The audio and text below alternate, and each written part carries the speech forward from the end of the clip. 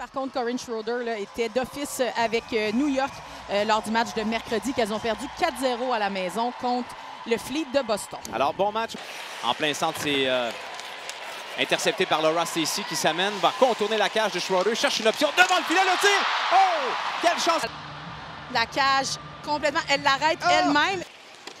Ambrose maintenant, qui va appuyer l'attaque. Va laisser pour De George à nouveau. Il revient devant le filet, le tir et le but! Lina Ljungblom fait 1-0 la victoire. Alors qu'on revoit De George qui ramène cette rondelle, on voit nos défenseurs très impliqués du côté montréalais. Ambrose qui joue très basse, on ramène cette rondelle et directement sur le tir, sur la redirection de la passe de George. Ljungblom qui se dirige vers le filet. On manque notre assignation défensivement pour aller contrer le bâton. On voit ce magnifique retour de George qui bat à 1 contre 1 quand même Inella Shelton, une défenseuse de calibre mondial. Le match décisif de la série de la rivalité entre le Canada et les États-Unis il y a quelques jours. Et voilà, tiré de but! Abby Borin fait 2-0 la victoire. Magnifique sortie de zone. Boulier qui initie 2 passes. On a déjà traversé la ligne rouge. Gardiner qui protège la rondelle.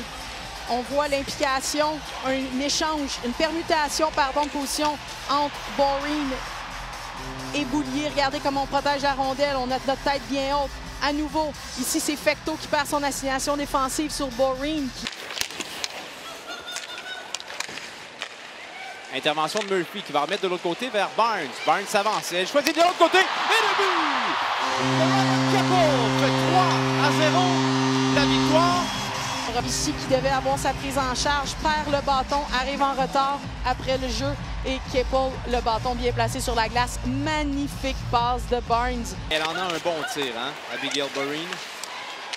On a tenté de rejoindre Murphy dans l'enclave. C'est Boulier qui va opter pour le tir. Et voilà le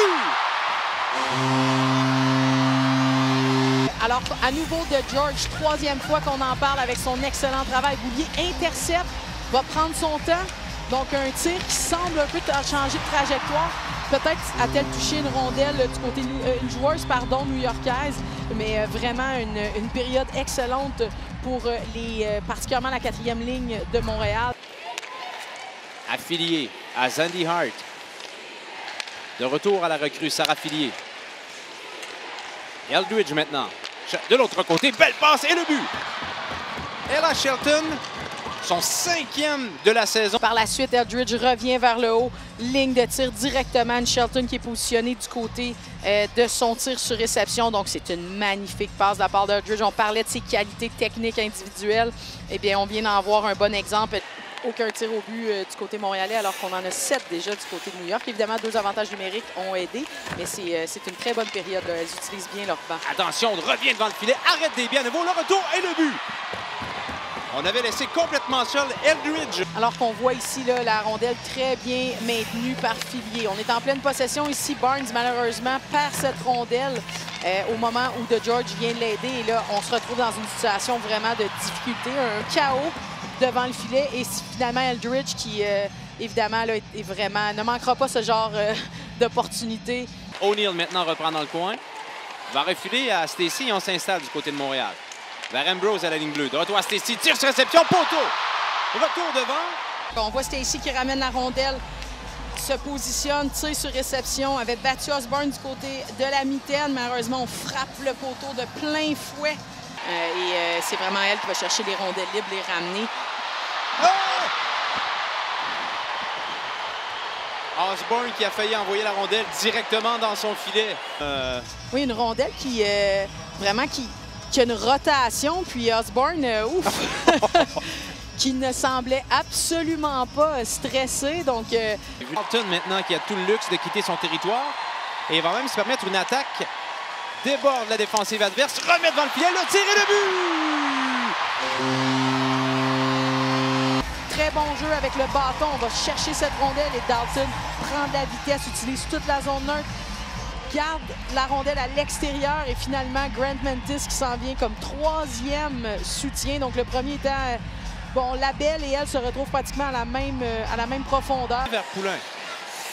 Jongle un peu avec la rondelle qui revient. Attention, Poulain est seul dans l'enclave. Gardiner tente de la rejoindre. Voilà, c'est fait, le tir et le but!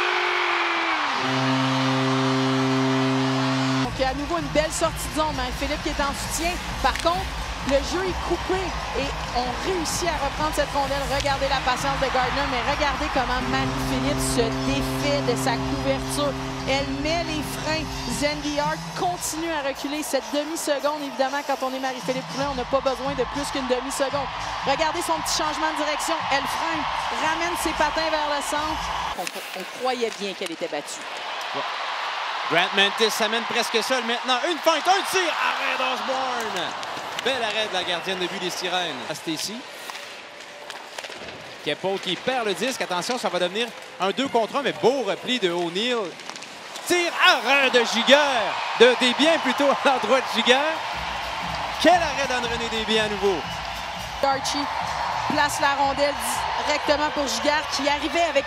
il lui restait peu d'espace pour lever cette rondelle. Anne-Renée, mitaine bien en avant, s'assure de la gober. Après quelques doutes en deuxième, où les Sirènes ont repris vie. 6e gain de suite de Montréal. 6-2. Cette fois, les joueuses de la victoire qui s'imposent face à celle des Sirènes de New York.